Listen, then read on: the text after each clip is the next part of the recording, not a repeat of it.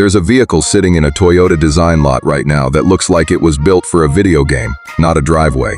It's roughly the length of a compact sedan, barely taller than a delivery van, and painted the kind of deep, matte forest green that swallows light instead of reflecting it.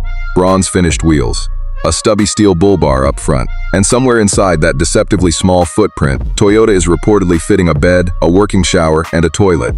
That last part is the detail nobody believes until they see the floor plan. And by the end of this video, you'll understand exactly how they pulled it off, including one number buried in the spec sheet that, on paper, genuinely doesn't add up. This is the Toyota Microcamper 4x4, and depending on who you ask, it's either the smartest compact expedition vehicle Toyota has ever sketched out, or a science project that's about to run into the same wall every other tiny camper eventually hits. What it represents, more than anything, is an idea that going off the grid shouldn't require giving up the kind of freedom that comes from being small enough to go absolutely anywhere. Quick thing before we get into the walkaround. If compact 4x4 campers are a category you find yourself drawn back to again and again, it's worth hitting subscribe now, because this channel has a lot more of these coming. Start with the shape, because the shape is doing a lot of the work here. The Microcamper 4x4 sits on a high clearance stance with a rounded, aerodynamic roofline that tapers back toward a flat rear hatch, not the boxy, shed-on wheels silhouette most small campers default to. Circular LED daytime running lights sit inside a projector headlight housing, framed by a blacked-out composite grille that echoes Toyota's current design language without directly copying anything currently in the lineup. The body panels themselves are reportedly composite, rather than stamped steel in key impact zones, which matters more than it sounds like. Less weight over the front axle, less corrosion risk on gravel roads, and panels that flex instead of dent on a tight trailhead. A low-profile solar panel sits flush into the roofline, barely visible unless you're looking for it, and the steel bull bar up front isn't just styling, it's rated, at least according to early documentation, to take a direct hit from brush and rock without touching the radiator behind it. From the side, the wheelbase is short enough that the departure angle clears most washouts without dragging the rear bumper, and from directly behind, the spare tire is mounted flush against the rear hatch, rather than swinging open on its own hinge. A small packaging choice that keeps the overall footprint tighter in a parking garage. Here's the honest part though. The proportions take a second to make sense in person. It's taller than it is long, and from certain three-quarter angles that reads more utilitarian than it does upscale. This is a vehicle designed around interior volume first and curb appeal second, and it shows. But looks were never going to be the hard part of this build. The real question is what's happening underneath that shape, and whether a vehicle this small can actually back up the capability it's implying. That's next. Under the hood, Toyota is reportedly running its own naturally aspirated 1.5-liter four-cylinder paired to an electric motor through a dedicated hybrid transmission, a setup borrowed conceptually from Toyota's existing hybrid architecture rather than built from scratch. Combined output lands around 145 horsepower and roughly 185 pound-feet of torque, most of it available low in the rev range thanks to the electric motor doing the early work. Those aren't numbers that win stoplight races. 0 to 60 comes in somewhere around 10 seconds in early testing, and top speed tops out near 100 miles per hour, modest figures. And Toyota doesn't appear to be pretending otherwise in any of the documentation that's circulated so far. What that hybrid setup is actually optimized for is efficiency, close to 40 mpg combined, which is not a number typically attached to anything wearing a 4x4 badge on the tailgate.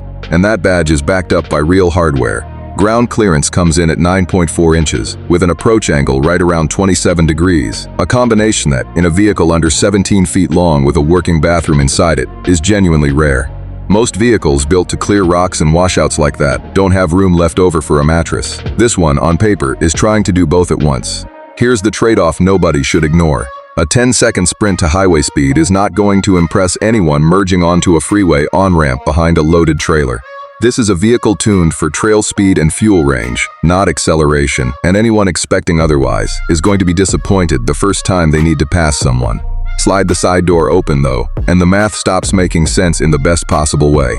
An elevated sleeping loft runs above the cab, fitted with a genuine full-size mattress, individual reading lights, and USB charging built into the headboard panel, and directly above it, a panoramic skylight that reportedly opens for airflow on warm nights. Below the loft, a convertible dining bench folds flat or upright depending on whether it's mealtime or bedtime, backed by overhead cabinetry finished in a warm, wood-style laminate rather than the stark white plastic most small campers default to.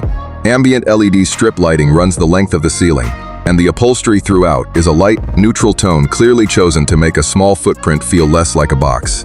Stop for a second on that last part because it's easy to read past it in a list. A working shower, a toilet. Sealed off behind a sliding partition, in a vehicle short enough to fit in a standard parking space. That's the detail that doesn't compute the first time you actually stand inside it. The wet bath includes a compact toilet, a fold-down sink that tucks flush against the wall when not in use, and a handheld shower head fed by the same water system running the kitchenette a few feet away. Windows run along both sides at bench height, double glazed and tinted enough to cut afternoon glare, and the storage compartments beneath the bench seating are deep enough to swallow a folded camp table and 2 chairs without blocking the walkway. That kitchenette sits adjacent to the seating area rather than isolated in its own galley. A compact 2-burner set up with hidden storage underneath, built for efficiency rather than for cooking a full holiday dinner. Looking at this, it feels less like sitting inside a vehicle and more like standing inside someone's very deliberate, very small apartment that just happens to have an engine bolted underneath it. Every surface here is doing at least 2 jobs. Nothing feels left over. None of that space would matter without the systems keeping it running once you're actually off pavement. And this is where Toyota reportedly spent a disproportionate amount of the development budget. A 12.3-inch touchscreen anchors the dash, running wireless Apple CarPlay and Android Auto alongside a digital instrument cluster, cloud-based navigation, and voice command support. Software updates are handled over the air rather than requiring a dealer visit, a detail that matters more for a niche vehicle like this one, where dealer familiarity with the camper-specific systems can't be assumed. A dedicated smartphone app reportedly lets an owner check battery charge, fresh water level, and interior climate remotely, and USB-C ports are placed throughout the cabin rather than clustered in one spot.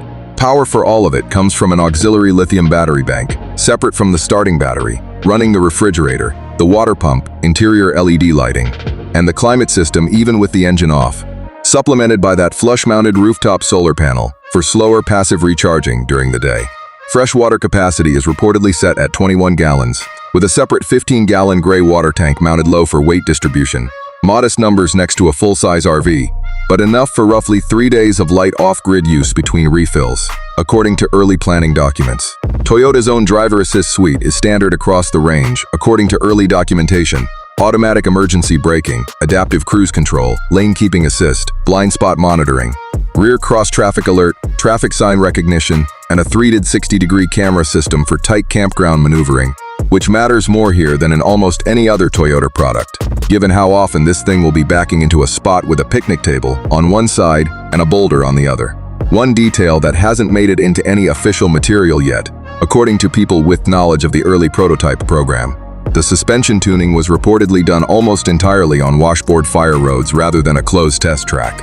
An unusual priority that tells you exactly who Toyota thinks is actually going to buy this thing. All of that capability, all of that technology, none of it means anything if the number at the bottom of the price sheet doesn't work. So let's get to that number. Estimated pricing, based on positioning Toyota has floated so far, lands between $32,000 and $42,000 depending on trim and solar package. Figures that remain unconfirmed and could shift before any production announcement.